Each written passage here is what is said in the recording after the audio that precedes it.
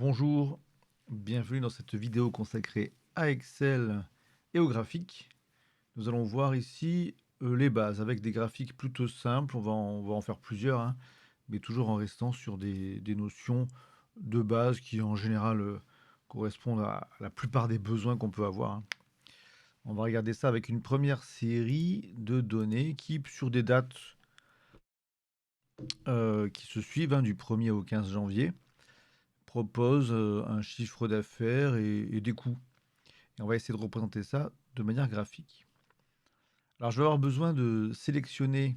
Je ne suis pas obligé de prendre tout mon tableau, hein. Si vraiment je veux commencer par prendre seulement le chiffre d'affaires et le représenter visuellement sous forme de courbe, par exemple, je peux prendre ici la colonne date et la colonne chiffre d'affaires. C'est important quand même que je prenne l'en-tête. Ça va aider Excel à nous faire un graphique avec quelques intitulés.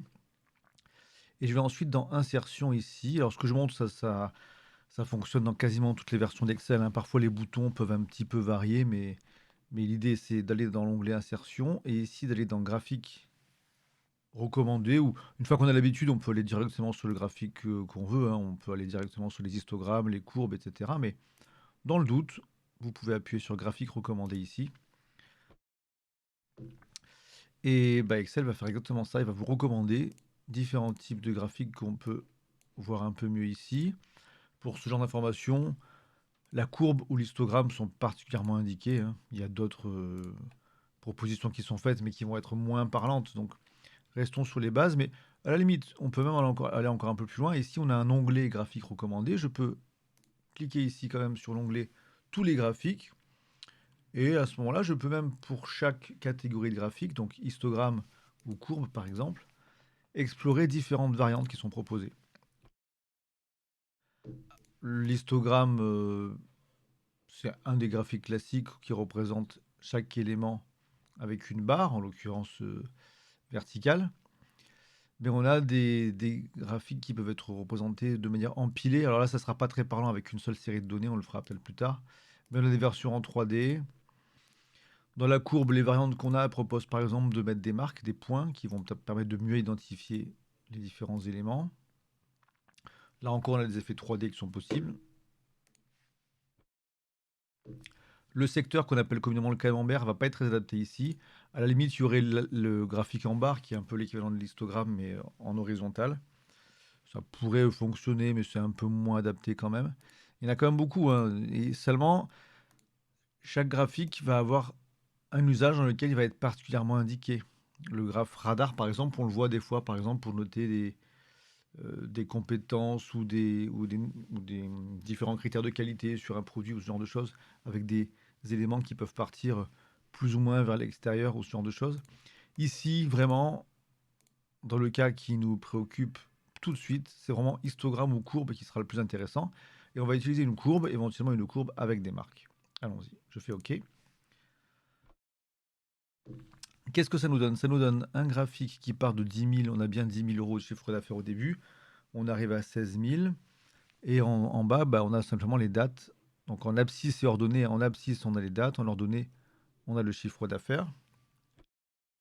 Vous voyez que ça a été mis automatiquement puisque j'ai pris... Alors la date n'a pas été reprise, mais le chiffre d'affaires, c'est un peu ce que le contenu de ma série de données, donc ça a été mis en titre de mon graphique. On peut, avec le pinceau à droite, il y a 3 petits boutons qui peuvent être intéressants. Avec le pinceau, on va pouvoir choisir des styles qui vont pouvoir rendre notre graphique éventuellement plus joli. Bon, après, ça dépend des usages et des goûts, bien sûr, mais on va rester sur quelque chose d'assez simple pour l'instant. Hop.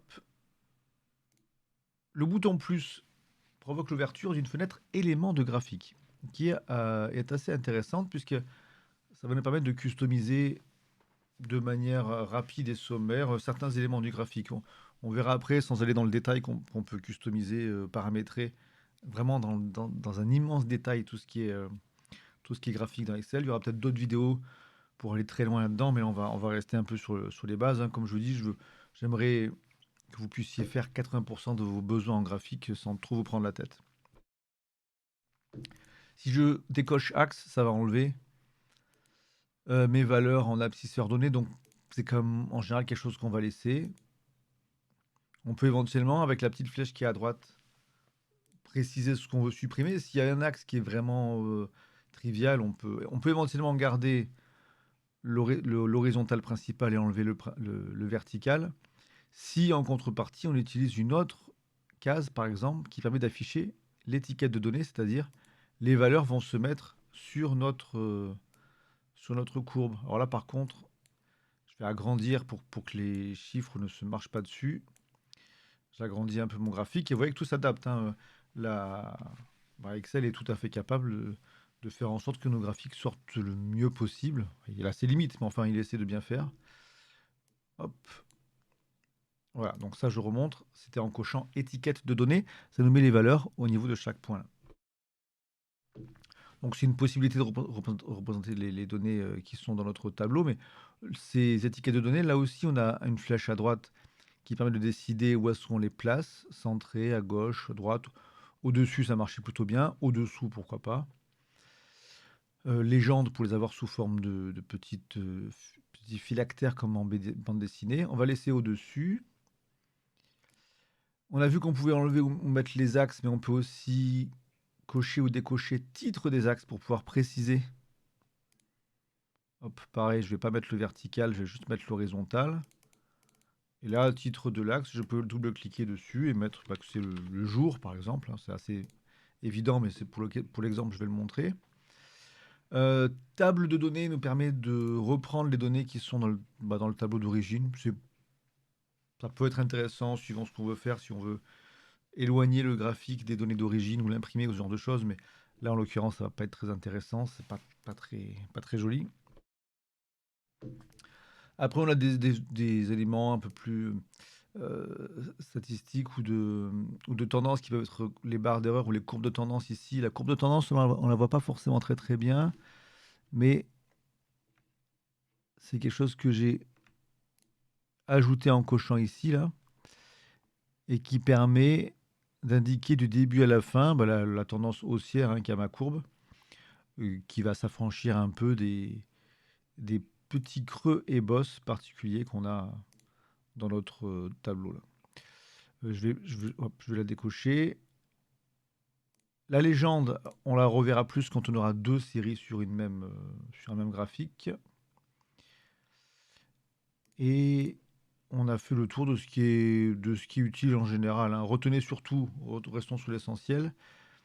Axe, titre des axes. Bon, titre du graphique, je ne l'ai pas mentionné, mais c'est assez évident que c'est le petit bout qui est ici, qu'on peut modifier, hein. Chiffre d'affaires, je peux préciser 2023 par exemple. Donc retenez les premiers, axes, titre des axes, titre du graphique, mais certains se mettent par défaut. Étiquette de données, c'est pour avoir les informations qui se mettent directement sur mon graphique.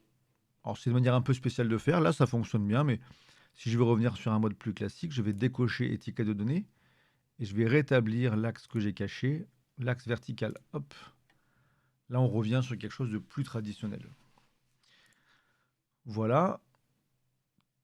Ceux en dessous sont moins utiles, à part éventuellement légende, mais on va voir un exemple plus tard où ça sera plus intéressant. Et quadrillage, je ne suis pas passé dessus, mais c'est ce qui permet d'avoir les traits derrière pour avoir des éléments plus lisibles. Si je vois ici que c'est 14 000 euros, c'est intéressant d'avoir une ligne qui permet de voir qu'ici, par exemple, on est pile dessus. Mais je peux modifier ça pour dire que je veux un quadrillage aussi dans le vertical. Et là, on est sur les quadrillages majeurs, hein, avec des grandes lignes qui apparaissent quelques fois. On peut rajouter des lignes horizontales ou verticales mineures ou pour avoir, par exemple, ici beaucoup plus de lignes permettant de mieux lire ce qui se passe. Là, le horizontal mineur n'a pas de sens puisque je ne peux pas l'afficher parce que chaque jour a une ligne, un point, c'est tout. Il n'y a pas besoin de mettre quoi que ce soit entre les deux. Mais pour ce qui est du quadrillage horizontal mineur, on peut choisir de le mettre ou pas. Ok, le vertical, je vais l'enlever. Je reviens à la version qu'on avait vers le début. Et voici un premier exemple de graphique assez courant sur lequel je vais montrer l'usage du dernier bouton là. Le entonnoir ici va permettre d'activer des filtres On les reverra quand il y aura plusieurs séries de données, ça aurait un petit intérêt en plus. Mais là, par exemple, je pourrais déjà dire que le 13, 14, 15, même on va partir du 10, du 10 au 15 janvier, finalement, je ne veux plus les informations, donc je les décoche. Donc, on voit pour l'instant que ça apparaît ici, hein, du 10 au 15. Je les décoche, je fais appliquer, et maintenant mon graphique ne va plus que jusqu'au 9 janvier. Il a été réduit, certaines informations sont masquées, on peut les faire revenir bien sûr, je peux remettre juste le 13, hop, et voilà. Bon, pour notre premier exemple, ce sera suffisant. Je pourrais créer une nouvelle feuille et faire un coupé-coller de mon graphique sur cette nouvelle feuille. Il va mener sa petite vie de son côté, il pourra servir à séparer un peu les informations et à être plus lisible, hein, en étant sur sa propre feuille. Ceci dit, si je modifie là que je mets 50 000 euros dans mon chiffre d'affaires pour le 4 janvier, on voit qu'il y a toujours un lien entre les deux. Il y a une mise à jour qui est faite. Si je ne veux pas que ça arrive, j'annule, hop. Si je veux décorréler les deux, je pourrais en faire une capture d'écran ou simplement faire un copier. Là, j'ai fait copier. Et je peux faire coller, par exemple, sous forme d'image, ici, dans les collages spéciaux. Et là, maintenant, on aura un graphique. Si je remets 50 000 euros ici, celui qui est celui d'origine, hein, va se mettre à jour par rapport à mon tableau. Celui qui a été copié et collé sous forme d'image ne bouge plus. Bon, très bien. Maintenant, on va voir un autre exemple sur le même type de tableau avec deux séries de données, le chiffre d'affaires et les coûts. Qu'est-ce que je vais faire? Je vais sélectionner une colonne de plus, date, chiffre d'affaires et coûts. Je vais encore dans l'onglet Insertion.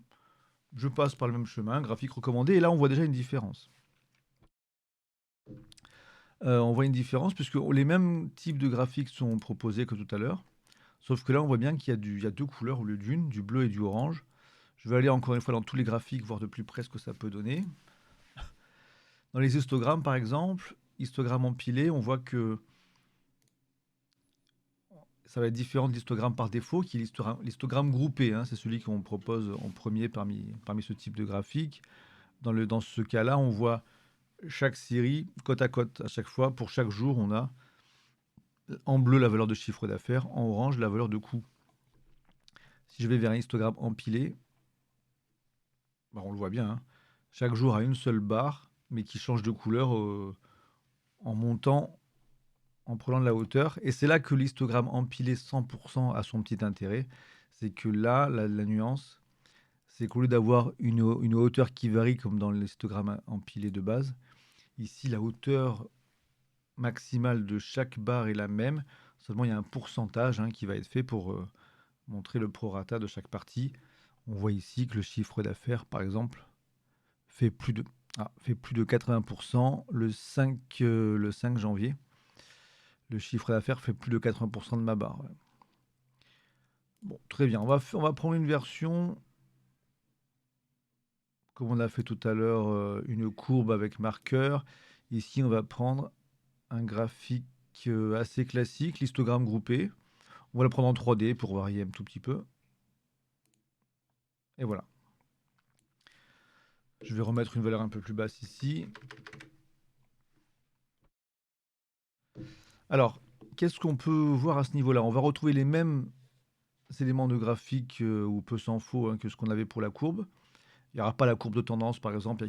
Suivant le type de graphique, ça peut un peu varier, hein, ces éléments-là. Mais l'idée générale est la même. On a la possibilité de rajouter des titres des axes, les étiquettes de données, etc. Là, il y aura trop d'informations pour que l'étiquette de données soit intéressante, même si j'élargis, je pense. Je vais quand même élargir pour qu'on voit mieux. Voilà.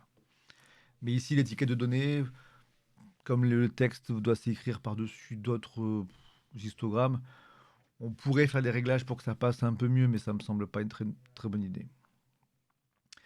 Ici, la légende est plus intéressante. Tout à l'heure, la légende, on ne l'avait pas forcément affichée, puisqu'il n'y avait qu'une seule courbe, une seule couleur. Ici, il y a deux couleurs, donc c'est intéressant de savoir que le bleu, c'est pour le chiffre d'affaires et le orange pour les coûts. Donc la légende, son petit paramétrage à droite permet de définir où est-ce qu'on l'a fait apparaître. En haut, à gauche, en bas à droite. Et on a en dernier choix d'autres options. Et en fait, c'est là que c'est quelque chose que je ne vais pas montrer en détail ici, ça serait beaucoup trop long, mais bon, déjà, on peut la déplacer, hein, la mettre où on veut, la légende. Mais on peut constater qu'au gré de mes modifications demandées, j'ai fait apparaître ici, à droite, une fenêtre qui contient d'autres paramétrages très précis, avec la possibilité de modifier des ombrages, des remplissages, des bordures. Alors pour l'option de légende, là par exemple,